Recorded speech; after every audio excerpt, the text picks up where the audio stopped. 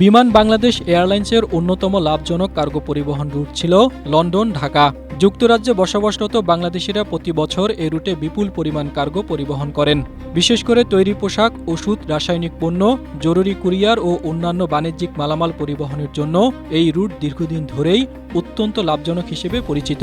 কিন্তু এই লাভজনক রুটেও এখন লোকসান হচ্ছে বিমান বাংলাদেশ এয়ারলাইন্সের। বিগত আওয়ামী লীগ সরকারের প্রভাবশালী মহলের হস্তক্ষেপ এবং প্রশাসনিক স্বেচ্ছাচারিতা ও বিতর্কিত সিদ্ধান্তের কারণে এই বাজার এখন বিদেশি এয়ারলাইন্সের দখলে চলে গেছে। এতে করে গত কয়েক বছরে প্রায় ৬০০ কোটি টাকার রাজস্ব আয় থেকে বঞ্চিত হয়েছে সংস্থাটি।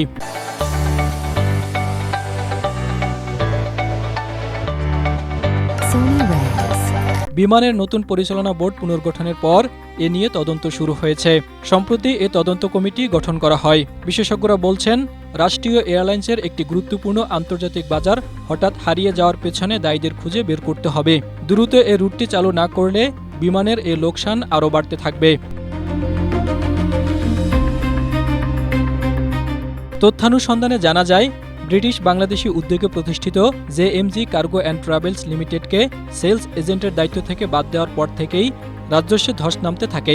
২০০৯ সাল থেকে জেএমজি কার্গো নামক প্রতিষ্ঠানটি লন্ডন ঢাকা রুটে বিমানের কার্গো বিক্রয় এজেন্ট হিসেবে কাজ করে। ২০১৩ সালের ২২ অক্টোবর এবং ২০১৪ সালের ১৮ অক্টোবর বিমানের সঙ্গে পৃথক দুটি চুক্তি করে।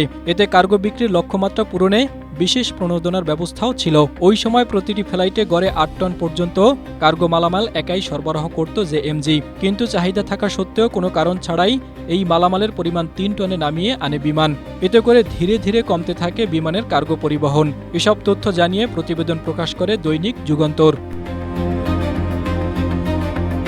প্রতিবেদনে বলা হয়, লন্ডন ঢাকা রুটে লাভজনক কার্গো বাজারের অবস্থা দেখে তখন প্রভাব বিস্তার শুরু করেন শেখ পরিবারের সদস্য আওয়ামী লীগ নেতা শেখ সেলিম। তার ঘনিষ্ঠ একটি প্রতিষ্ঠানের সুবিধা নিশ্চিত করতে পরিকল্পিতভাবে কমিয়ে দেওয়া হয় জেএমজির পণ্য পরিবহনের পরিমাণ।